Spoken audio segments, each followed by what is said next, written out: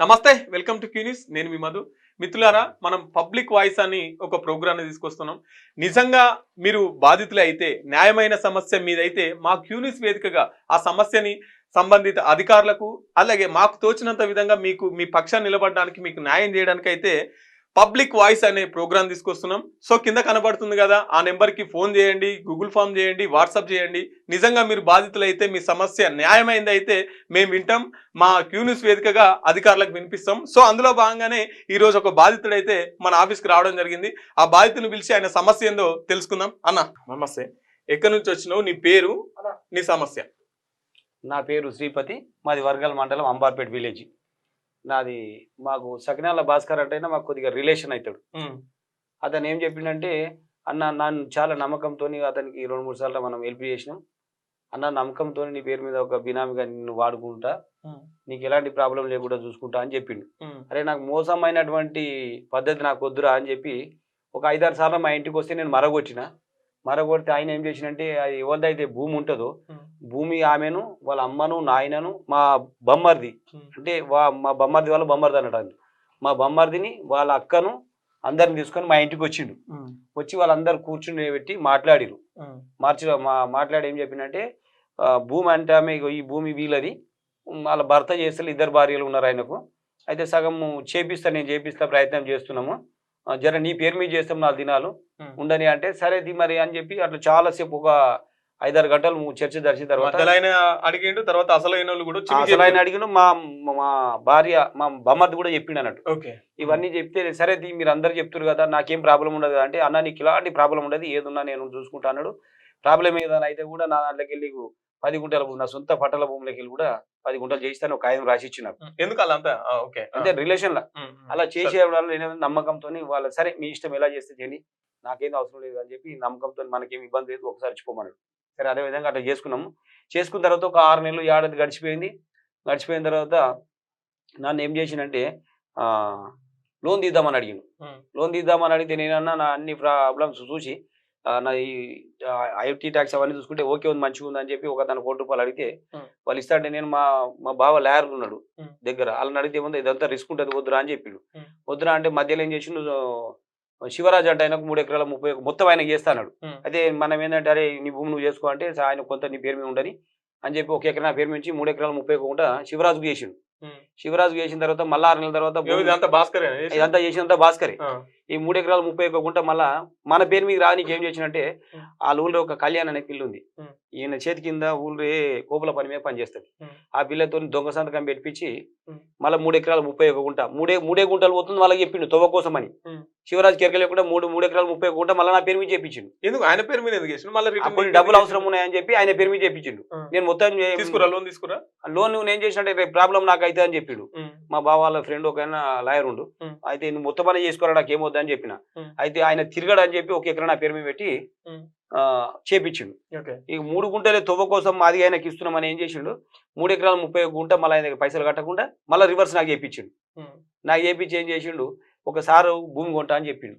భూమి కొంటా అని చెప్పగానే మాట్లాడినాం, ఒక రేటుకు మాట్లాడినాక ఏమైందంటే, ఆయన 21,000 ఆయన కొట్టిండు. ఆయన నా అకౌంట్కి కొట్టిండు. నా అకౌంట్కి ఇలా కొట్టగానే ఏం చేసిన, ఆ 21,000 భాస్కర్ కొట్టిన, అది కూడా నా దగ్గర ఎవిడెన్స్ గా ఉంది.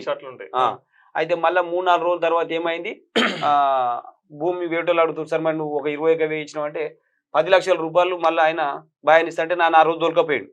తోలుకపోతే భయాన్ని 10 లక్షలు ఇవ్వగానే భాస్కరే తీసుకుండు. ఆ సారి కూడా ఎరికే 3 ఎకరాల 31 గుంట ఉన్న భూమి అయినా నాకు తెలియకుండా మళ్ళీ తోలుకపోయి ఆయన మళ్ళీ డబ్బులు తీసుకుండు. ఆ ఎరక లేకుండా ముసలాం వచ్చి, పిల్లు వచ్చి, కళ్యాణ్ అంటే వచ్చి భూమి 3 గుంటలు అనేది 3 ఎకరాల 30 గుంటకు సంతకం పెట్టింది. సరే ఏదైతే ఏముంది పోయి మొత్తం భూమి నా పేరు మీదకి వచ్చింది. నా పేరు మీదకి వచ్చినాక ఏమైందంటే, ఇక భూమి సార్ మాట్లాడుకుంటే డబ్బులు మొత్తం ఆయనే తీసుకుంటుండు. సార్ ఆయనకే ఇస్తుండు. సార్తో కూడా మాట్లాడినా డబ్బులు మొత్తం భాస్కర్కే ఇస్తుండు. మొత్తం దాని మెయింటెనెన్స్ భాస్కర్ తీసుకుంటూ అంటుడు కదా, నీకు ఏంటంటే బినామీ అని చెప్పిండు, నాకు కూడా చెప్పిండు అని చెప్పిండు. అది కూడా నా దగ్గర రికార్డు ఉంది. భూమి సరే నాకు ఏది అవసరం లేదు, భూమి అది తీసుకున్నావు, రేపు ప్రాబ్లం అయితే నన్ను అడగదు సార్ అని చెప్పిన. ఏదున్నా భాస్కర్ త్రూలో నడిపించుకో, నేను బినామీ నువ్వు ఒప్పుకున్నావు కదా సార్ అని చెప్పి అంటే, అవు నాకు కూడా తెలుసు అని చెప్పిండు.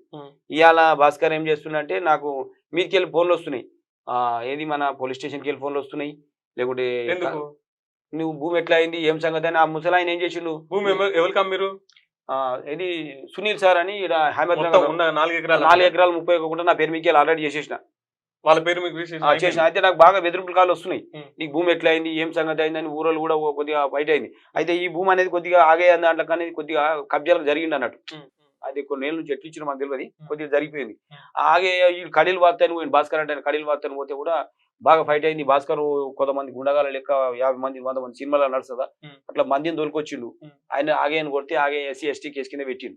కేసు పెట్టగానే ఏసీబీ సార్ వచ్చిండు, ఎస్ఐ సార్ వచ్చిండు, సిఐ సార్ వచ్చిండు, సిద్దిపేటకి వెళ్ళి సార్ అందరూ వచ్చిండు. వచ్చిన తర్వాత మనం ఏం చెప్పిండు, వాళ్ళకంటే ముందే మనం కేసు పెట్టాలంటే రాత్రి 10 గంటలకు వచ్చి మన మర్కు పోలీస్ స్టేషన్ లో కంప్లైంట్ అయితే ఇప్పుడు తీసుకోమని చెప్పారు. ఇక వేవో పాత అన్ని రికార్డులు తీసి పైసలు భాస్కర్ ఉన్నాయా లేకపోతే అసలు ఇచ్చిరా? అసలులకు వాళ్ళ ఆమెకు ఎంత వాళ్ళకు 1,10,00,000 ఇస్తామని ఆ పెద్ద పిల్లానికి మాట్లాడిరు అన్నట్టు. కొద్దిగా అంతా డామ్ చేసి ఆగం చేసి మనకు అంత తెలియదు ఫస్ట్ లో ముచ్చట. వాళ్ళకు కూడా డబ్బులు ఇవ్వలే, వాళ్ళకు కూడా కొన్ని డబ్బులు భాస్కర్ దగ్గరనే ఉన్న వాళ్ళు కూడా సరే మరి మీ నాన్న దిక్కుండు అంటే కూడా వాళ్ళు ఉండలేరు. ఆ ఉండకి ఏమైతుందంటే వాళ్ళు మరి భాస్కర్ తో మాట్లాడి ఈ పైసలు కూడా వస్తాయో రావో అనే ఫీలింగ్ వాళ్ళకు కూడా అయింది. ఇప్పుడు నేను భూమి అయితే ఉన్నాయని కూడా చెప్పిన, ఇలా ఏ ప్రాబ్లం అయినా నాకు సంబంధం లేదు సార్ అంటే, సరే నీకేం లేదు ఇచ్చే డబ్బులు కూడా మనకి ఎరకలేకుండా భాస్కర్కి ఇస్తేనే ఉండు. ఈ మధ్యలో నాకు 2-3 ఆర్డీఓ ఆఫీస్ నుంచి లెటర్ వచ్చింది, నువ్వు ఆర్డీఓ ఆఫీస్కి ఇమ్మీడియట్లీ రావాలి, కలవాలి, ఈ భూమి నీ పేరు మీకు ఎట్లా వచ్చింది అని అడుగుతారు అని చెప్పి ఎంఆర్ఓ ఆఫీస్ నుంచి ఫోన్ వచ్చింది, ఆర్డీఓ ఆఫీస్ నుంచి వచ్చింది, మళ్ళీ సిద్దిపేట నుంచి ట్రాన్స్పోర్ట్ పోలీస్ నుంచి వచ్చింది. ట్రాన్స్పోర్ట్ పోలీసుల దగ్గర కూడా పోతే నా దగ్గర రికార్డు ఎవిడెన్స్ అన్ని వచ్చినాయని చెప్పారు. చెప్తే ఆ రోజు నాకు భయమై నేను ఏం చేసిన, భాస్కర్ అందరు రమ్మని చెప్తే వాళ్ళందరూ నీకేం లేదు అంతా నేను చూసుకుంటా, ఏ ప్రాబ్లం ఉన్నా ఖర్చు ఉన్నా నేను చేసుకుంటా అని చెప్పిండు.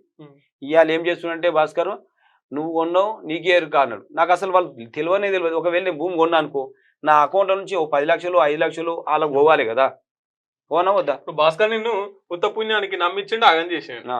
ఉత్తపుణ్యాన్ని నమ్మించిండు, మోసం చేసిండు. ఈసారి భూమి అయితే నేనైతే నా పేరు మీకు లేదు, ఏదైతే భూమి పోయిందో ఆయన డబ్బులు ఇస్తున్న కాడికి భాస్కర్కే ఇచ్చి డైరెక్ట్ గా, అది కూడా నా దగ్గర ఉంది. ఆ భాస్కర్ ఇచ్చిన డబ్బులు కూడా వాళ్ళ మరదల పేరు మీద అకౌంట్ లో కొన్ని, వాళ్ళ అమ్మ పేరు మీద అకౌంట్ నాకు సంబంధం లేదు. అయితే అది కూడా చెప్పి నాకు లెటర్ వచ్చింది. అది ఎప్పుడు వచ్చింది, సెప్టెంబర్ 9 తారీఖు రమ్మని వచ్చింది. ఆ రోజు నాకు ఆర్డీఓ నుంచి లెటర్ వస్తే నేనేం చేసిన, నాకు మరకుకు వెళ్ళి ఫోన్ చేసిండు, అది ఎంఆర్ రోజులో పనిచేస్తేనా చేస్తే నేనేం చేసిన, సార్ ఈ రోజు నాకు ఫుల్ జ్వరం వచ్చింది, మా కొడుకు అది కాలేజ్ చేస్తుండు, నేను ఈ రోజు మధ్యాహ్నం తర్వాత సాయంత్రం 5 గంటల తర్వాత వస్తారంటే ఈ 5 గంటల లోపల అది వస్తే 10 గంటల లోపలనే రమ్మని చెప్పిండు.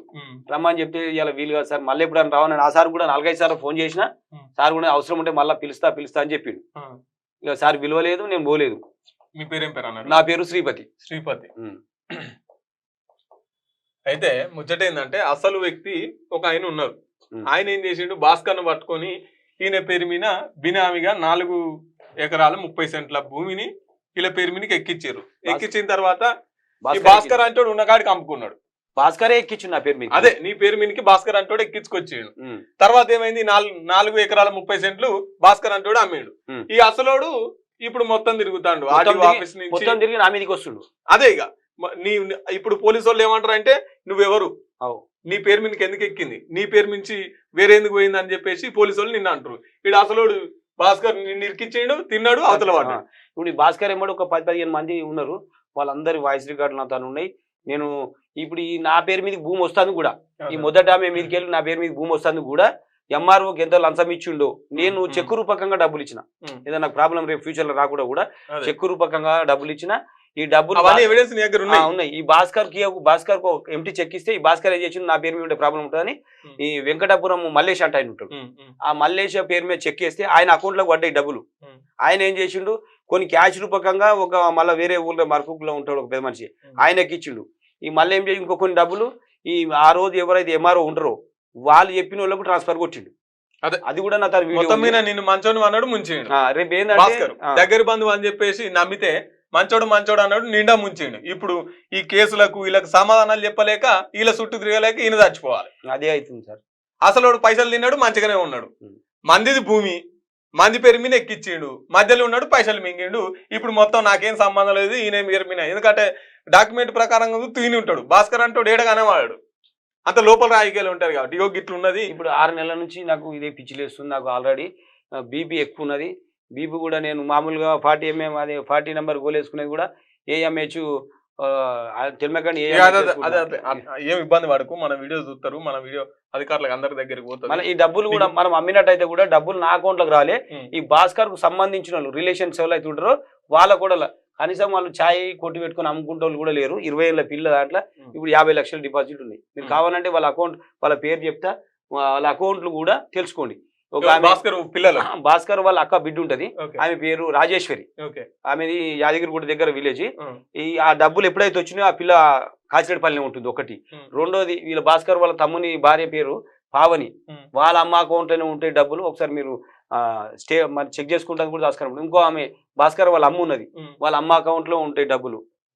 ఇక మళ్ళీ అదే విధంగా ఇంకా 4 ఎకరాల 30 గుంటల భూమి ఉంది, మన అకౌంట్ కూడా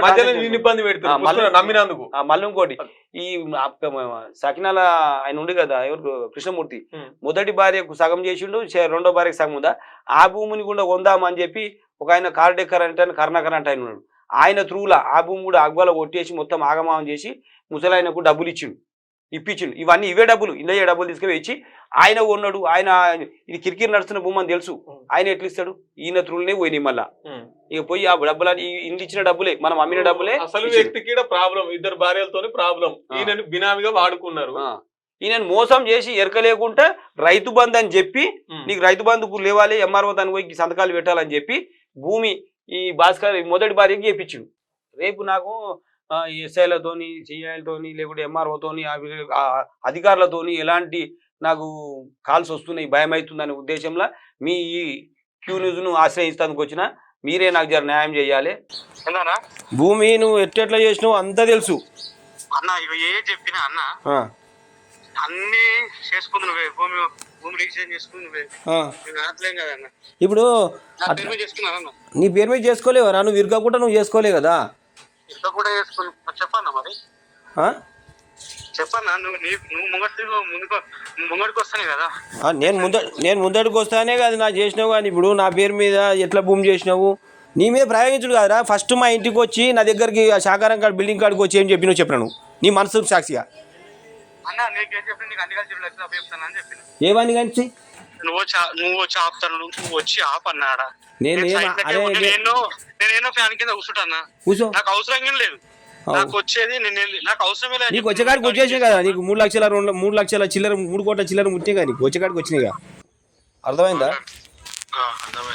నువ్వు మాట్లాడు, ఎందుకంటే అది పెద్దగా అవుతుంది, చిన్నగా కాదు. ఎందుకంటే ఒక్కరి పేరు కాదు, ప్రతి ఒక్కరి పేరు బయటకు వస్తుంది.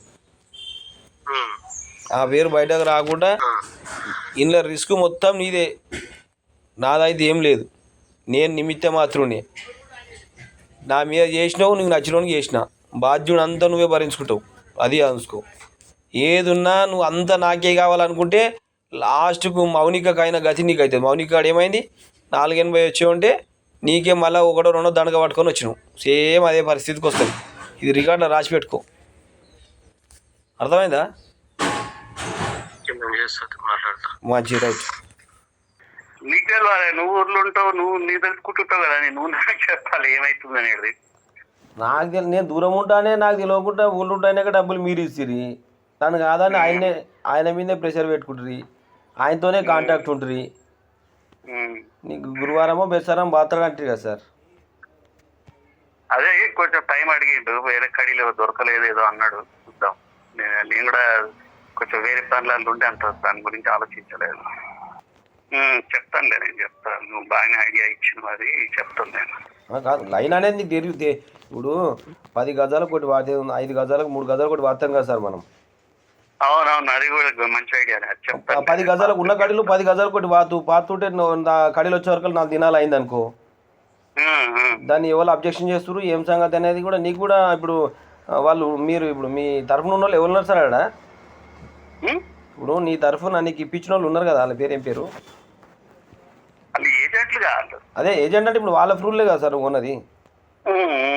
మరి వాళ్ళు కూడా తెలుసుకుంటారు కదా సార్, కడీలు వాతురు కదా, మరి పాతీరంటే అందులో మరి 4 దినాలు అయినాక పాతినాక ఇరగొట్టిరా ఉంచినాయా మరి ఎట్లుందని వాళ్ళు కూడా నీకు చెప్పాలి. మీరు రారు కదా సార్ ప్రతిసారి. అయితే వస్తాను, 2 రోజులలో టైం చూసుకొని వస్తాను, అప్పటి వరకు కొంచెం పని చేయించమని చెప్పిన. ఓకే ఓకే, అదే మీరు అంటారు కదా బేసారం వర్కలు వార్తీసారం అంటారు కదా, నేను గట్లానే ఫోన్ చేసిన. సరే. ఎందుకంటే నాకు రేపు ఫ్యూచర్లో నాకేం ఇబ్బంది కావద్దని నేను నీకు హెల్ప్ కోసమే అడుగుతున్నాను గట్లా. అవునవునవును.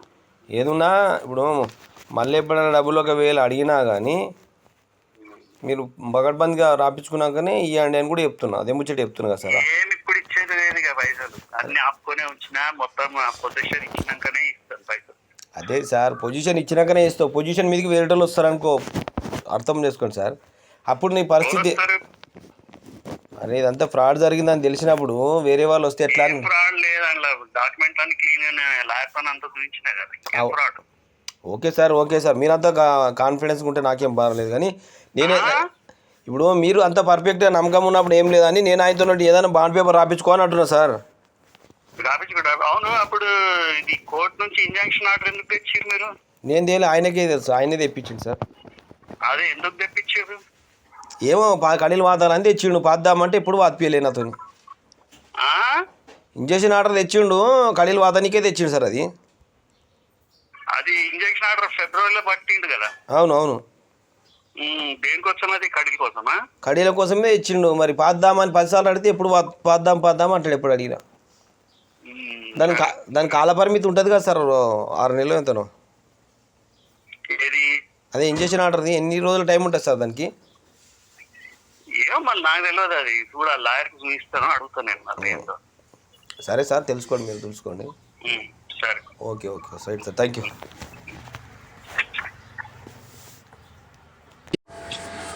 నేను శ్రీపదనాన్ని మాట్లాడుతుంటా, కళ్యాణ. అదే భాస్కర్ వాళ్ళ అన్నని మాట్లాడుతున్నా.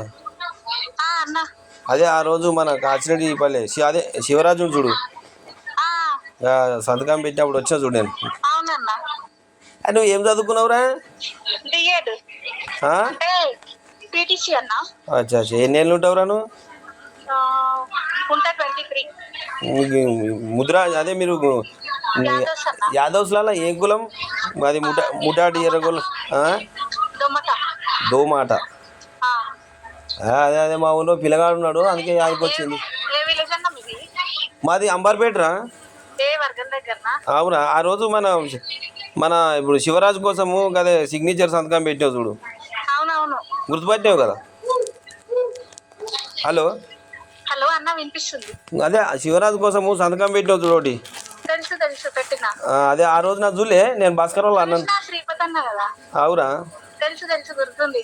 సో చూసురు కదా, ఈ సగినాల భాస్కర్ అంటాడు మధ్యలో పాపం ఉత్త పుణ్యానికి ఇరికిచ్చిండు, అవతల పడ్డాడు, ఇబ్బందుల పాలు. ఇప్పుడు ఈయన అవుతున్నాడు. అధికారుల చుట్టూ తిరగాలి, ఇప్పుడు ఖర్చు పెట్టుకోవాలి, పోలీసు వాళ్ళ నుంచి, ఆర్టీఓ నుంచి, యోగిత చుట్టమని నమ్మితే భూముల. కాబట్టి నేనేమంటున్నా అంటే, ఇసొంటి పంచాయతీలలో ఇరకకూర్రి. అన్నేదో తెలియక నమ్మిరికిండి కానీ మీరైతే ఇరకకూర్రి. ఆ భాస్కర్ అంటాడు, భాస్కర్ నీకు ఇదేమన్నా పద్ధతేనా? నీ పైసల కోసం ఇంకోళ్ళని ఇబ్బంది పెడతావా? ఏంది చెప్పు. ఇప్పుడు పాపం అనవసరంగా ఇంట్లో తీసుకొచ్చి బయట ఎత్తివి. అధికారులారా, మీరు ఒకసారి మొత్తం స్టేటస్ చెక్ చేయండి. ఆయన బ్యాంక్ అకౌంట్ మొత్తం అన్న దగ్గర ఎవిడెన్స్ ఉన్నాయి. ఆ ఎవిడెన్స్ చూడండి. ఎవరు పైసలు తీసుకున్నారు, ఎవరు గేమ్ స్టార్ట్ చేసిరు, ఎవరు గేమ్ ఎండ్ చేసిరు, అసలుని ముంచిండు, కిందోని ముంచిండు, మధ్యలో బాగుపడ్డాడు. అవి అట్లున్నది ఈ భాస్కర్ తీరు. అన్న నువ్వు ఇబ్బంది ఏం పడకు, ఏమన్నా ఉంటే మన మీ అధికారుల చుట్టూ కానీ ఏమన్నా ఉంటే మా రిపోర్టర్ ఉంటాడు, మేము ఉంటాం, నువ్వేం ఇబ్బంది మాకు మాత్రం న్యాయం జరిగేటట్టు చూడండి. నా నుంచి ఎలాంటి ప్రూఫ్స్, అన్ని ప్రూఫ్స్ ఉన్నాయి, రికార్డులు ఉన్నాయి, ప్రూఫ్స్ ఉన్నాయి, వాళ్ళు చేసినటువంటి మోసాలు అన్నీ ఉన్నాయి. మాకు న్యాయం చేయండి. ఓకే అన్న, కూర్చో. సో చూసిరు కదా, మంచితనానికి పోతే మనం మునుగుతాం. కాబట్టి పబ్లిక్ జర జాగ్రత్తగా ఉండండి, గిసోటి పంచాయతీలలో ఇరకకండి. సో ఇదండి ఇవాళ పబ్లిక్ వాయిస్. మీరు కింద కనబడే నెంబర్లకు ఫోన్ చేయండి, వాట్సాప్ చేయండి, గూగుల్ ఫామ్ చేయండి. మీ సమస్య ఏదున్నా సరే మా దృష్టికి తీసుకురండి. దానికి మాకు తోచినంత మేము అధికారుల దృష్టికి తీసుకెళ్తాం. తగినంత పరిష్కారం చేసే విధంగా మా క్యూ న్యూస్ వేదిక అవుతుంది మీకు. సో ఇదండి ఇవాళ పబ్లిక్ వాయిస్. చూస్తూనే ఉండండి క్యూ న్యూస్. Thank you.